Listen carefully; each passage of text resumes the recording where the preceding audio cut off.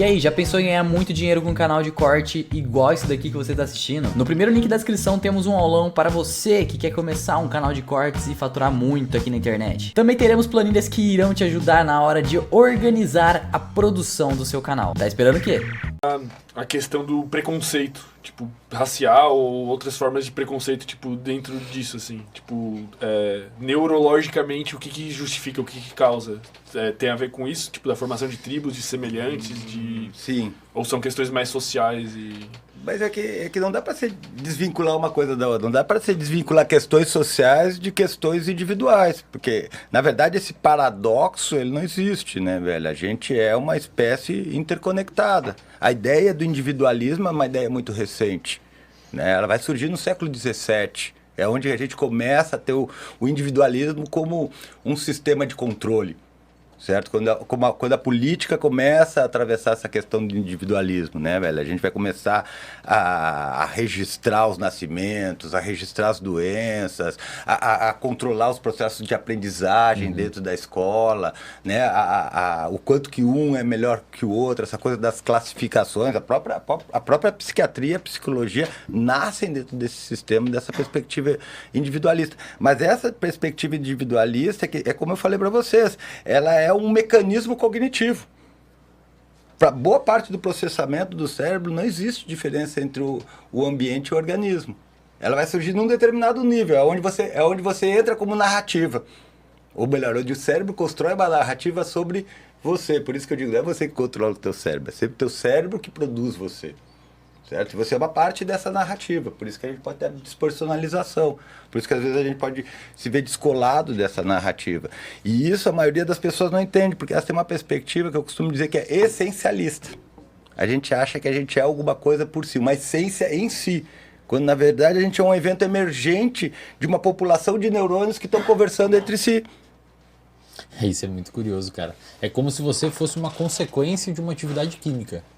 E a sua percepção de eu relacionado a onde você está no mundo e as outras pessoas que estão próximas a você, Damasio tentou criar definir eu, né? Ele define o self, né? O self, que é uma situação extremamente complexa. Mas basicamente é você tentar se localizar quem que é o fermento, por exemplo. O fermento... Mas é meio que limitado aos sentidos também, de certa forma. E cara, quem que é o fermento? Quem que é você? Pensa aí na sua casa, quem que é você? Eu sou uma pessoa que tô em tal semestre da graduação, que tem outras pessoas que também estão. Tem um podcast, que se relaciona com... eu faço isso. Cara, é muito complicado você tentar se localizar dentro de um contexto, sabe? Dentro de um... Eu diria, não dá para você se localizar sem ser dentro de um contexto. Você só consegue responder quem é você a partir das relações que você estabelece com o meio. E essa ideia de essência, ela distorce muito isso, porque a gente tem aquela ideia, por exemplo, de personalidade, como se a personalidade fosse alguma coisa que a gente nasce com e que ela não evolui com. Isso não existe. Né? A personalidade, ela é uma construção dessa dinâmica entre o organismo e os seus ambientes, por assim dizer, né?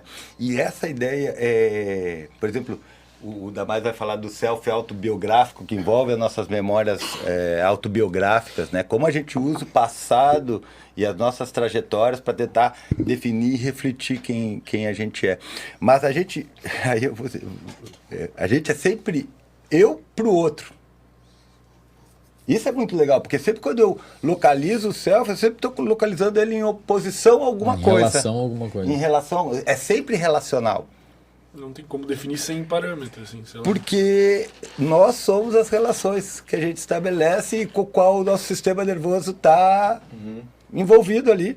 Né? Essa questão de preconceito, cara, ela emerge nesse sentido porque o nosso cérebro ele é muito bom em formar padrões e aprender. Eu tenho volta e meia as pessoas me perguntam, em alguns contextos, minha opinião sobre cotas, por exemplo. Cara, qualquer tipo de cota do ponto de vista neurocientífico, ela vai ser tão mais eficaz quanto antes ela for implementada no sentido do indivíduo começar a conviver com outras pessoas, seja de outra cor, etc., cedo, porque aí não dá tempo do indivíduo ter essa formulação de padrões. Então, quando você chega, por exemplo, todo mundo é preconceituoso, não necessariamente no sentido pejorativo, mas você sempre tem um preconceito. Porque isso, evolutivamente falando, foi importante no contexto de criação do seu comportamento. Por exemplo, se eu deixar você agora no meio da Índia, onde você não fala a língua, você não sabe onde está, você não conhece ninguém, você provavelmente vai ter uma tendência maior de procurar uma pessoa de uniforme ou com algum tipo de apito, alguma coisa que esteja orientando outras pessoas, porque você emitiu um preconceito que aquela pessoa, por estar de uniforme, é uma pessoa que provavelmente vai te ajudar, porque no passado, quando você se perdeu no shopping, em algum lugar, você procurou alguém de uniforme e te ajudou. Então, os seus antecessores determinaram o seu comportamento ali. Ou porque você viu alguém fazendo isso, ou porque você viu, ou alguém te falou, cara, falou. sempre procura alguém de uniforme se você estiver perdido. Então, alguém transmitiu aquele comportamento para você. O mesmo ocorre em contextos de preconceito, seja racial, seja homofóbico, etc. Você vê alguém emitindo aquele tipo de comportamento, ou uma vez ou outra faz aquele comportamento e acaba tendo aquela padronização específica. Mas então, na verdade, tipo, as cotas tipo, de universidade, assim, elas deveriam ser tipo no primário. Sei lá. Na minha opinião, sim, cara. Seria mais eficiente. Imagina uma criança, velho. Criança branca, só teve coleguinho branco até os 15 anos, aí nos 17 começa a entrar numa faculdade com um monte de gente que nunca viu. Tipo, já tem vários engramas formulados na cabeça dela, ela já tem um preconceito estabelecido, pode quebrar? Pode, mas, você tá inserindo uma novidade que deveria... Se tá desde cedo, ela nem percebe que existe uma diferença. Sempre foi assim, tipo, sempre choveu, sempre fez sol, não mudou nada na minha vida. Deixa eu fazer uma pergunta, vocês são preconceituosos? Todos nós Com somos. certeza. É óbvio que somos, né, cara? A gente é machista, sexista, a gente é isso, né? A gente não tem como fugir disso, porque tem uma estrutura que construiu a gente dessa forma. Você pode até refletir o teu Não é nem córtex. nossa culpa. Cara, a culpa é um sistema de controle muito bacana, muito maneiro, assim, né? A religião soube se apropriar muito da culpa e usar ela para controlar nosso comportamento, né? Ou seja, responsabilizar o indivíduo. Olha de novo a questão do indivíduo e do individualismo atravessando aí, né? Ela é um sistema de controle importante para a gente, mas não é questão de culpa. A questão é você entender que você foi construído dentro de uma estrutura. Quando eu falo estrutura, é um conjunto de informações que organizaram teus engramas. E você não dissolve isso com uma palestra. Você não dissolve isso ouvindo um podcast, uma campanha. Uma carta de repúdio. Uma carta de repúdio. Sim. Hoje que mais tem é carta de repúdio. A gente tem que estar atento aos nossos preconceitos todos os dias. A nossa cultura mudou muito rápido. E está mudando ainda. Então, assim, você achar que você não é preconceituoso, você pode ter uma postura em... de repente, considerar alguns ideais, alguns comportamentos como mais adequados. E é legal isso, é importante, mas isso não vai desmanchar de uma hora para outra a estrutura que você traz internamente, na relação como você processa as informações. Nós somos muito mais, a nossa realidade é muito mais influenciada pelo nosso cérebro do que pelo que está acontecendo fora do cérebro.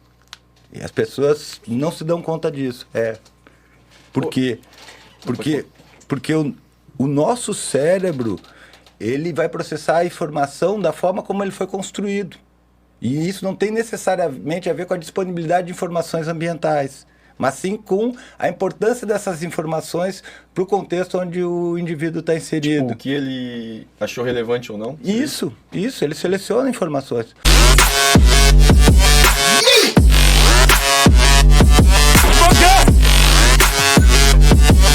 Yeah.